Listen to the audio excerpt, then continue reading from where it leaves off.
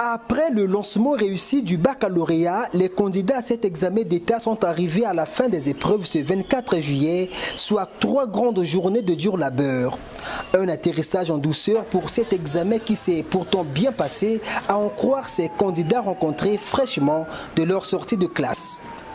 L'examen, dès le début du déroulement, tout était bien passé. Jusqu'à dès lors, on a terminé toutes les épreuves. Tout était bien avec la discipline et la sécurité dans chaque établissement, dans chaque centre, là où on nous a évalués. Et c'était bien sécurisé. Il y avait de l'ordre qui était bien réglé et ordonné par les dirigeants.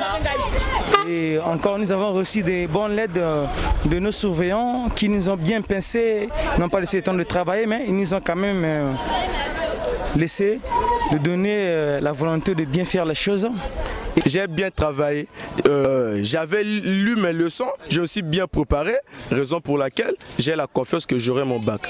Il y a d'autres leçons qu'on a vues en classe avant le période du confinement. Il y a aussi d'autres leçons qui sont figurées dans le document que le ministre de l'Enseignement nous a partagé. Donc tout a été abordable. Il n'y a rien de difficile à vous signaler.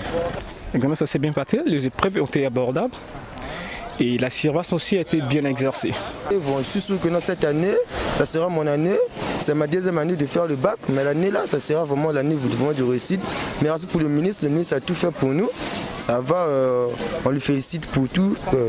Quasi unanime sur l'ensemble de l'examen, ces candidats ont tout au moins évoqué certains aspects qui peuvent être considérés comme la mauvaise dent de cet engrenage qui pourtant a semblé bien fonctionner.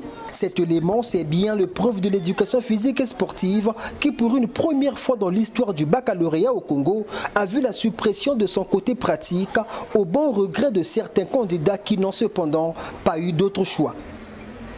On s'est débrouillé. Ah oui, parce qu'on ne nous a pas remis les supports. Non, non. On n'a pas fait aussi les cours de PES. Ah oui. Non, sauf les PES, c'était un peu compliqué vu qu'on n'avait pas fait assez à l'école. C'était sorti juste au brusque.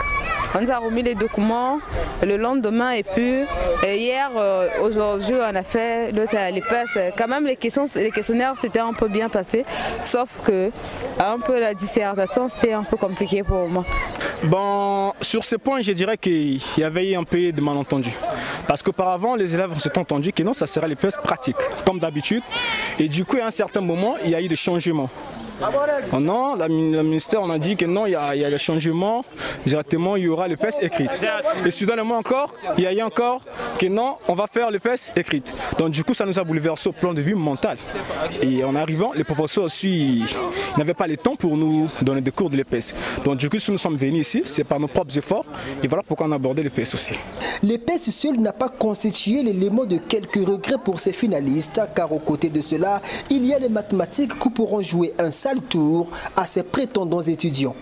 À vrai dire, les mathématiques, ça a été, on a un peu, bon, pour moi, j'ai un peu bien travaillé, vu qu'on nous a tellement coincés, mais au moins on a fait ce qu'on a pu. On vous a coincé, ça veut dire quoi? Au fait, nous, selon le programme, on n'a pas fait la probabilité en classe, mais arrivé ici, on nous a donné la probabilité, donc du coup, d'autres ont fait et d'autres ne l'ont pas fait.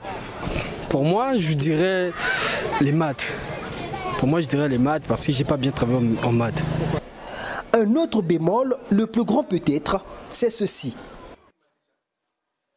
Ces caméras de surveillance installées dans des salles de classe ici au lycée de la Révolution.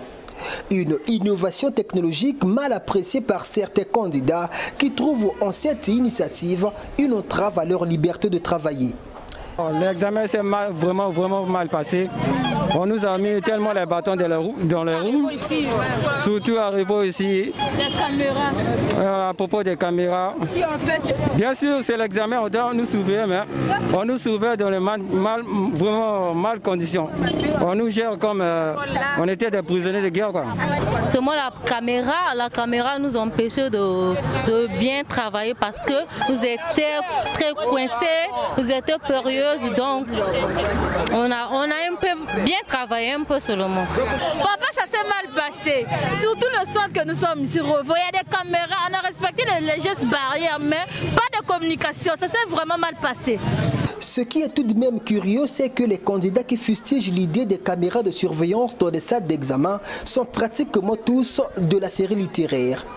Pour ces finalistes, en effet, ce ne serait ni les épreuves ni la surveillance physique, mais plutôt ces caméras cachées qui peuvent constituer un malheur pour leur réussite à ce baccalauréat.